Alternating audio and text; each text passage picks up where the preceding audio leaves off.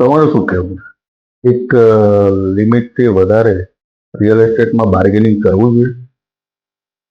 હમણાં જ છે ને 2 ઇન્સિડન્સ બન્યા. આમ તો 3 બન્યા.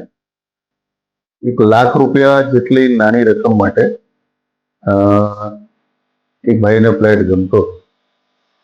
એના માટે એ રાહ જોઈને બેઠા કે ઓનર ₹1,00,000 ઓછા કરાવો.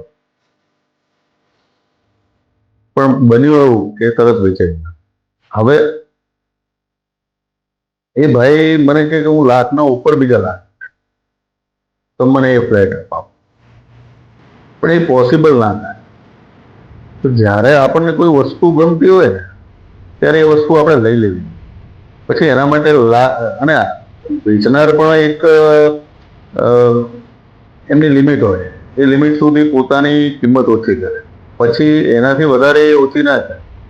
આવું જ એક દુકાનમાં પણ બને. ₹1,50,000 માટે પાર્ટી ભાવ આપીને બેસી રહી, બરાબર, અને અંતે એ વેચી. એક પેન્ટ હાઉસમાં પણ એવું. હવે આ 3 ક્લાયન્ટ છે, 3 ક્લાયન્ટ હવે કે મને આવું બતાવો.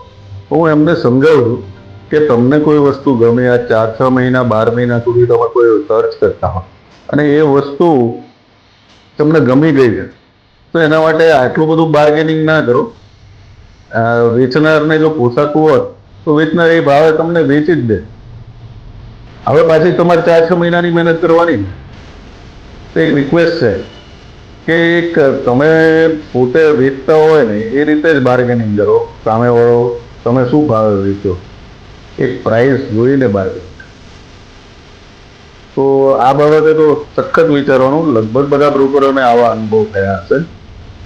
તો કોમેન્ટ કરો કે ભાઈ તમને પણ આવા અનુભવ થયા છે. Thank you. હર્ષમાન ઇન્દ્રા.